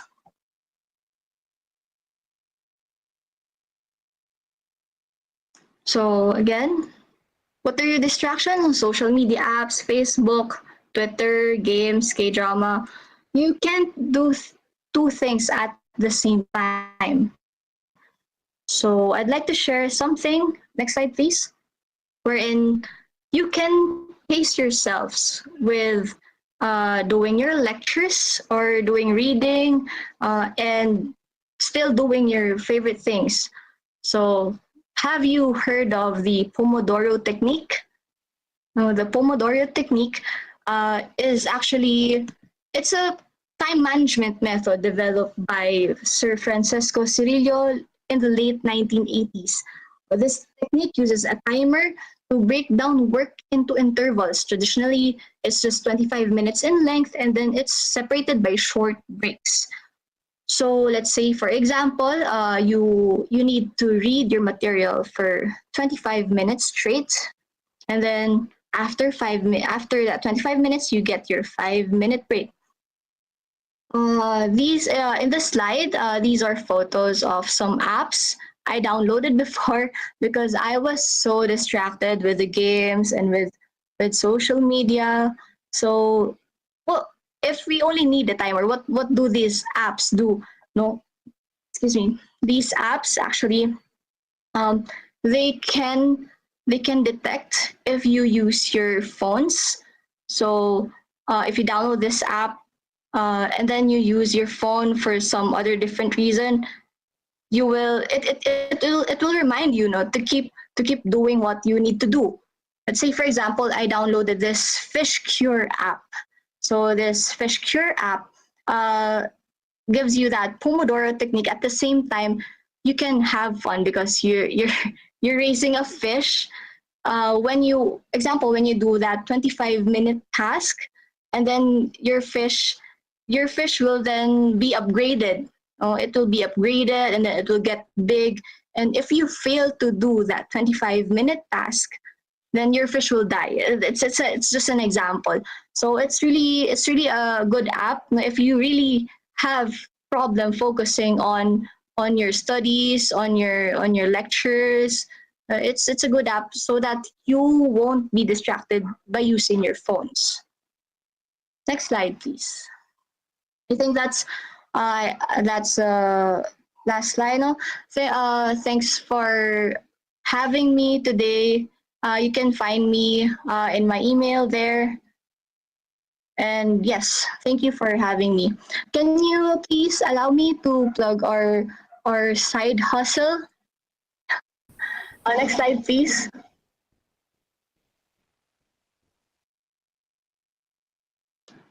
These are my sources. Allow me to plug our side hustle. It's a Facebook page, Doctors on Call.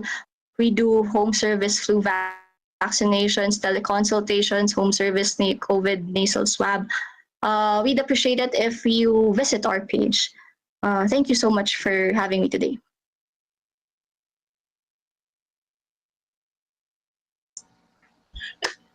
Thank you for that. Thank you, Ms. Dr. Palacios, for that timely talk. Especially our Philomenian viewers are getting ready for the third trimester, and we expect to have new lessons that we need to study for, and knowing those effective methods of studying and techniques and taking notes are very helpful. Truly learned a lot from our speakers. So to our viewers, if you have questions, please type it in our YouTube chat corner and we shall be reading a few of them on the open forum. Just type speaker 2 and your question, and later we shall have Ms. Palacios to answer those. Now, may I call on our Sir Teriano to present the certificate of appreciation. Thank you very much, Dr. Palacios, for that wonderful talk. The Philippine Women's University School of Medical Technology presents the Certificate of Appreciation to Dr. Joan Marie Palacios, our resource speaker, for imparting her invaluable knowledge in the webinar entitled Mental and Emotional Wellbeing and Effective Study Methods in the Time of COVID-19. Thank you so much. Conducted on the 26th day of March 2021. Again, thank you and congratulations, Doctor.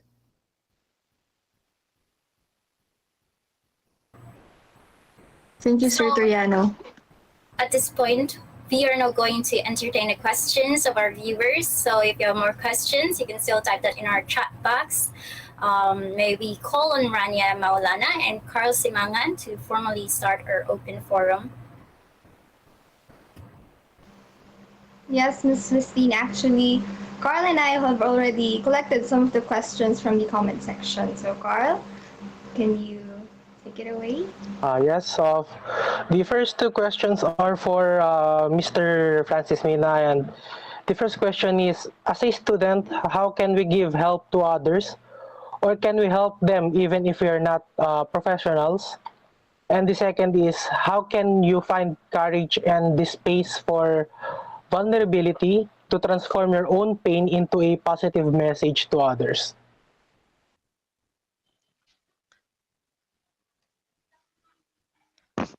Okay, so the first question is about seeking help and giving help. So compassion is not bound by hierarchy or credential. So every time you have an opportunity to help other people, whether it is to give information or to give basic resources, katulad ng pagkain, or tumulong sa inyong kapitbahay if they need help sa kanilang module, these are different ways by which we can have more compassionate stances where we are right now. So some of us can give help when we know someone is going through something, someone needs a shoulder to cry on, or someone just needs a presence to be with them. Just by listening to other people, sometimes presence in itself can be a source of help. For other people, they could help refer people to actual professionals. So if you are more confident in connecting to your guidance counselor in PWU, you could connect your friend to your guidance counselor or to another mental health professional or to a doctor for that matter. So we could help in various capacities actually. For the second question, how do we transform vulnerability? Now, here is the catch. A lot of people think that to be vulnerable, to be weak, to be angry, to be irritated is something not to be talked about. And these are very normal reactions for these times. I think for this period, how do you emerge to become empowered when you go through them is just to acknowledge these feelings by themselves. So you have to allow yourself to go through it. Yung bang hindi mo sabihing hindi ako pwedeng magpakita ng mahinang loob ko. Hindi ako pwedeng ipakitang hindi ko naintindihan kasi baka anong sabihin nila. So you are focusing your attention to something beyond your control, which is others' opinion. Instead, focus on yourself. So I think it's very important that you acknowledge that you are feeling this, you are going through this, and let yourself go through them. If you need to be angry, to be irritable, if you need to be upset, if you need to be in pain, because your experiences are very valid, then just go through it. You name them, you give them a label, but you do not associate with them. Huwag sabihing, ako yan. Instead, nararamdaman ko yan. So name your feeling, name your reaction, so that you become more conscious of what you're going through. You are more aware of what you're going through. And when you can name something, alam natin yan sa science, di ba? The aim of science is to put a label on things. If you can label your emotion, then you can control your emotion. If you could understand your emotion, you are in a better leverage to control your emotion. So the first step is to recognize, to allow, and then eventually to find a label, or at least to state, to be able to verbalize what you're going through.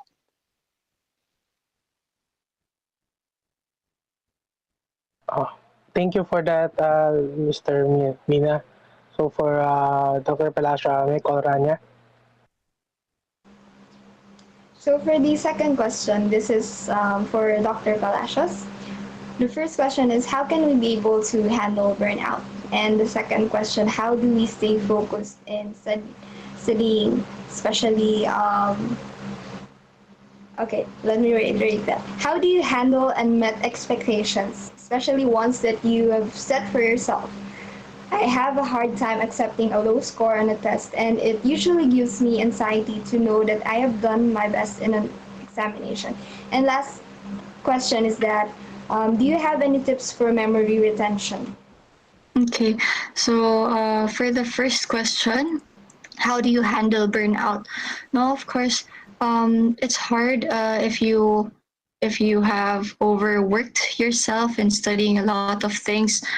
You need to, of course, you need to take breaks, talk to your friends, because your friends are the best people who understand your situation, because you are, of course, in the same class, right? So they're the best ones who understand your situation, and then you help each other out on how to, of course, if you're experiencing burnout, your other friends might also experience burnout, and when you talk about it, parang nakapagod na to, ganyan, paano ba natin to i-cope up, and you discuss things, you're helping each other out. I think that's all I could think about. That's what we have been doing for the past years, because no man is an island. Sabi nga, in every course, no man is an island. Hindi naman ikaw lang mismo yung gagawa nung lahat ng bagay, at hindi lang ikaw yung nahihirapan, marami din nahihirapan. So maganda na magtutulungan kayo ng friends mo, sabay-sabay kayo mag-aral. At the same time, pwede rin kayo sabay mag-relax, manood kayo ng favorite shows nyo together. What was the second question? I'm sorry, I forgot about. The second question is, how do you handle especially ones that you've set for yourself. How do you handle Unmet expectations? unmet okay. Um, okay. First, there is always a quote that I always keep in mind. Or always, I'm sorry. There's a quote that I always keep in mind. Sabi ng professor ko, si Dr. Banzuela, if you aim for the stars, you fall on the roof. But if you aim for the roof, you fall on the ground. So, parang, uh, I hope you get that quotation. Para you always aim high. No, you always aim high, so that when you don't meet that much, pasado ka pa din. No, you fall on the roof, and it's okay. No, it's okay if sometimes you fall uh, on the roof, or you fall, you don't meet your expectations. But it's important that we learn from those mistakes, right? So let's say, for example, we failed a quiz or an exam. Alam mo na itong questions na ito yung mahirap, ito yung mali.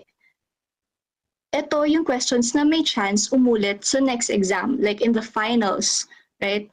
So you have to take note, ano yung mga nahirapan kang topics, ano yung mga nahirapan kang questions, so that in the next exam, hindi mo siya maulit-ulit na mamali, no?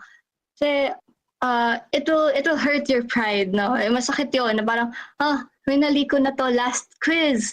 Dalawa ba siya sa finals? Mali na naman ako. No, you have to review your exam well, no? Parang, hindi lang porket tapos ka na sa exam, you forget about it. And sometimes you have that toxic trait. You tapos ka sa exam, you forget about it. Pero if you review, ito yung topic na mali ako, ito yung topic na mahirapan ako, reviewin ko nga to ulit. No? So, when the next exam comes, matatama mo na siya. Yeah. We actually have a question. Do you have any tips for memory retention? Memory retention. So the key to memory retention is repetition. So again, like what I said a while ago, when you have lots of reading materials, you don't just read it once. You read it at least 3 times, especially if there's a lot of concepts in it. So if meron naman, example, is medical technology, there's a lot of memorization going on in there, especially in bacteriology and in blood chemistry. So important yung mag-repeat kayo na nakapost sa wall. It's fine if you can see it every day. Pagkagising mo sa umaga, nakapost sa wall. So makikita mo siya agad, 'di ba? Pag nakita agad ng eyes mo, re-retain siya sa brain mo. Another thing is that if you don't have that much time to write on the wall, to write on your paper, you ask your friends. Again, lagi ako sinasabi, I love my friends a lot. It can be obvious. I love my friends kasi we help each other out. May mga friends na magaling dito. Example, si friend na to magaling sa micro, ito si friend magaling sa blood chem. So we keep on asking each other, uy, paano ba to? Tapos parang, example, wala lang, as in like, mag-usap lang kayo, ito, test yourselves, no? Kayong mga friends, no? What is ganyan? Parang, ito, pag nakita ito, prolonged fever, abdominal pain, rose spots, so ano to, ganyan. Sabi niya isa, typhoid. So it helps you. It helps you if you ask each other. Itinetest mo siya, at the same time, siya din mismo matututo sa'yo. Yeah. Yun naman. That's all. Thank you so much, Dr. Palante. Nakuha ang tips from them since most of us also are 3rd year and 4th year na. So we kind of want to use it and apply it to our review sessions with our classmates in online setup. So I think that's the collected questions from the comment section. And I'll give it back to the Masters of the Ceremonies, Ms. Christine. Thank you very much to our speakers for sharing a wonderful and very enlightening talk and for sharing their precious time with us today. Now, may we have this moment to recognize and celebrate the achievements of our medical laboratory technology students who have attained an exemplary academic performance in the first and second trimesters school year 2020 to 2021. Making the wonderful announcement and conferring the awards is our School Medical Technology Program Chair. Again, may we call on Professor Sherwin Toriano. Thank you very much.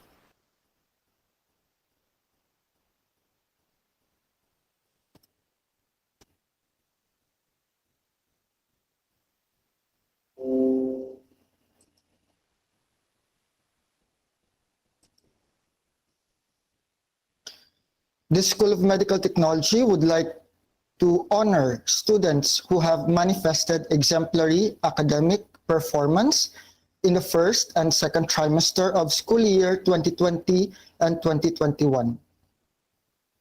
The distinction from bronze to silver and gold is based on the grade point average of the student.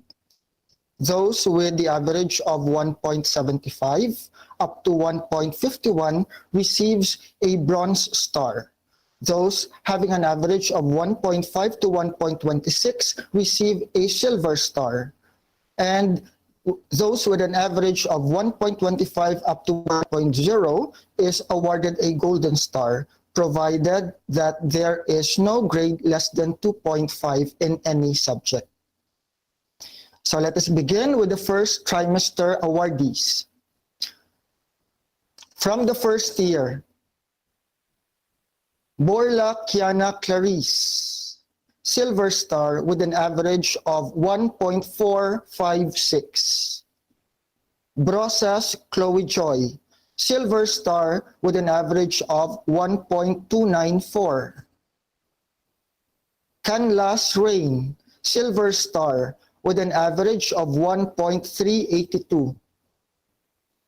Hongria Jan Naomi, silver star with an average of 1.294.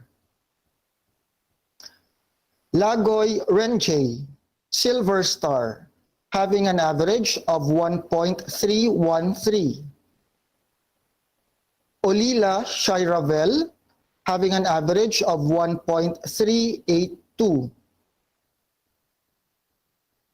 And Soriano Krisha Rene, silver star, having an average of 1.324.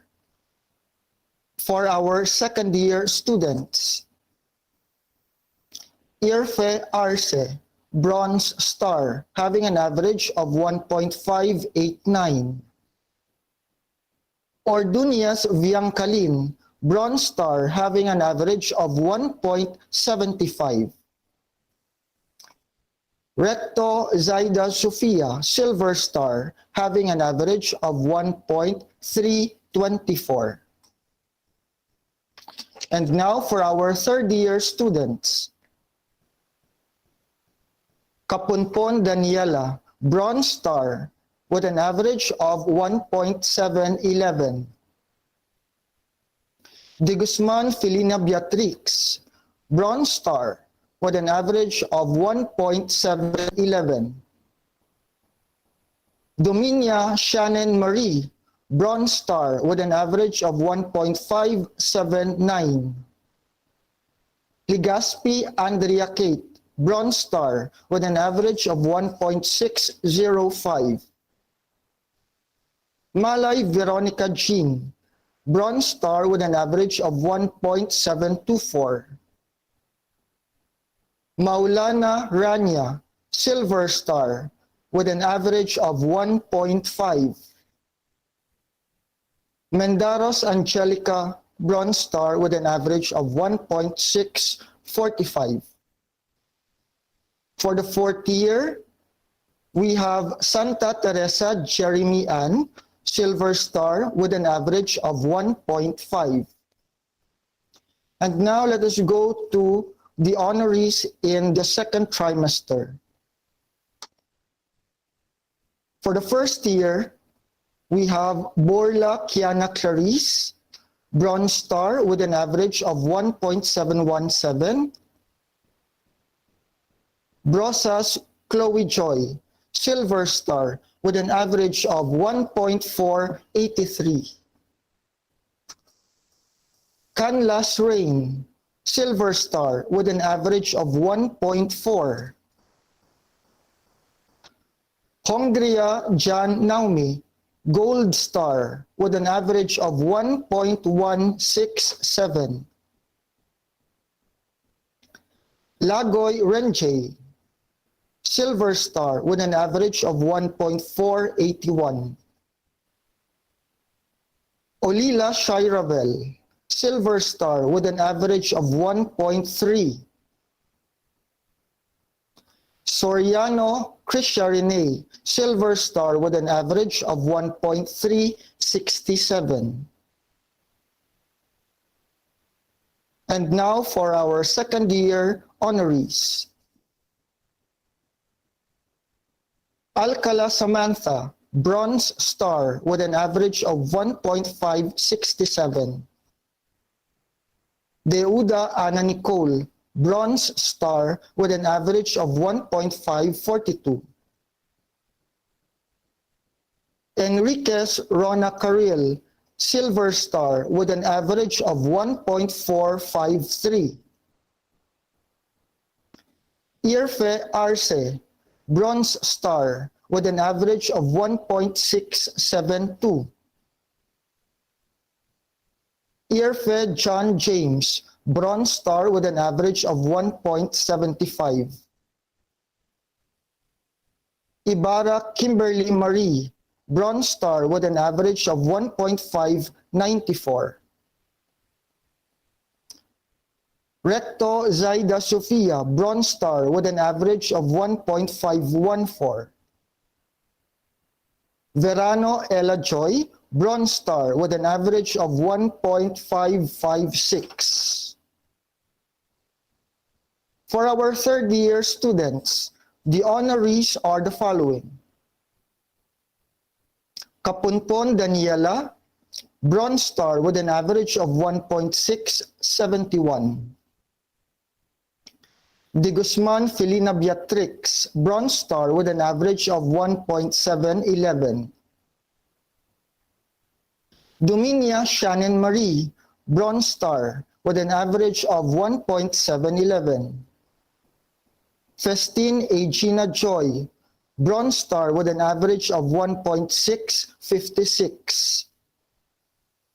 Ligaspi Andrea Kate, Bronze Star, with an average of 1.75. Malay Veronica Jean, Bronze Star, with an average of 1.75. Maulana Rania, Bronze Star, with an average of 1.539. Mendaros Angelica, Bronze Star, with an average of 1.708. Pitelo Jigs John, Bronze Star, with an average of 1.508. And finally, our graduating students. La Luna Elaine, Gold Star, with an average of 1.211. And Santa Teresa Jeremy Ann, Gold Star, with an average of 1.184. So with this, I hope that our students continue to achieve or continue to strive for academic excellence. Congratulations to all of you, and our heartfelt gratitude goes also to our proud parents who supported them all this time. Again, congratulations. Congratulations to our medical technology students. May this serve as an inspiration to all of us, especially in continuing studying smart. We know that the road to the title of RMT is not easy, but then again, just like how the old saying goes, keep the faith, don't lose perseverance, and trust in yourselves. Again, congratulations to our medical technology students. To wrap up this very refreshing and insightful webinar, may I call on our School of Medical Technology Graduate School Coordinator, Dr. Nini Festin Lim, for the closing remarks. On behalf of the Philippine Women's University community, I would like to thank Mr. Wilfredo Francis Mina on his informative lecture on mental and emotional well-being.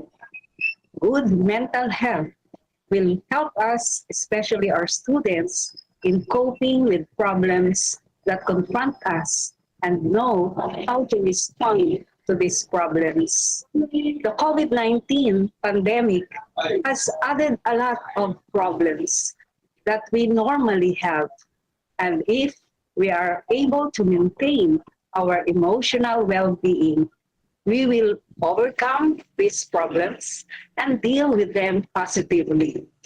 Our speaker, Mr. Wilfredo Francis Mina, has effectively given insights that will guide us in times of distress that may be encountered, especially during this pandemic. Also, with the online flexible learning, students are confronted with the different approaches to learning.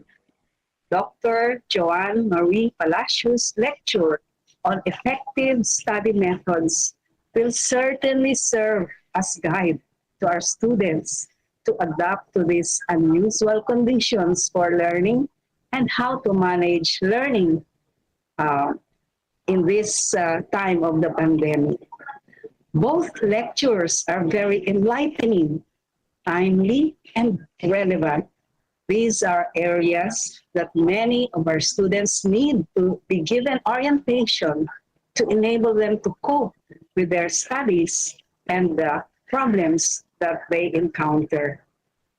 As mentioned by our speaker, the social, economic, and environmental conditions now may change our life, perspectives, and experiences.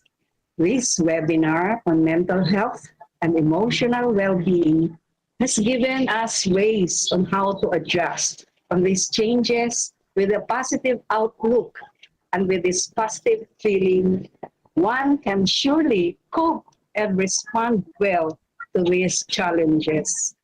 The steps in maintaining emotional well-being can serve as guide so we can find solutions to our problems better. I like the tips that and the steps that were given by our speaker, such as self-care, focus, and tips like get facts, keep things in perspective, be careful with our assumptions, keep connected, stay healthy, seek help, and give help, plan, and prepare. The lecture, on the other hand, of Dr. Palacios on effective study methods comprehensively discussed how to study more effectively, especially in this time of stress. Motivation as the driving force to study, create study space, be organized, time management, figure how you learn best, good friends who share the same goals, highlighting tips, actively participate in classes, use flashcards, eliminate distractions, Pomodoro techniques are indeed going to be very helpful to our students in studying for their examinations. The webinar is very helpful and the tips will be very useful to them, especially in studying for examinations, in taking the board examination. I hope with the tips, many of our students will top the board. For this, we would like to congratulate our speakers for their excellent discussion of the topics. We are also truly grateful for the support of the PWU administration under the dynamic leadership of our university president, Marco Alfredo Benitez, and Chancellor and SVP for Academic Affairs, Dr. Feline Yang. We also express our thanks to Mr. Sherwin Toriano, the chair of the School of Medical Technology, and the faculty for their support. We commend the MedTech Student Executive Committee and its working committees headed by Ms. Felina de Guzman, the chair, for initiating this very important webinar. And the PWU IT team would like to acknowledge them too, led by the Media Center, led by Ms. Maha Cabachuando and Mr. Robert Tomas for their technical support. You all have worked together so tirelessly to make this event a success. Without all of you, this would not have been possible. Also, congratulations to all our honor students, to all the awardees. I hope this can motivate you to excel in your future endeavors. So again, thank you very much for all your active participation. We hope to see you all again in our webinars in the future. God bless. Thank you very much, Dr. Nini Lim. And with that note, let us call it a day. But before we go, let us first acknowledge the committees who made this webinar possible. Thank you so much. The evaluation form can be accessed through the QR code. Please, we are requesting everyone to answer that. It is posted in our official MedTech Facebook page. And also the release of the certificates will be on or before April 4, 2021. Again, thank you so much for joining us, Philby Minions.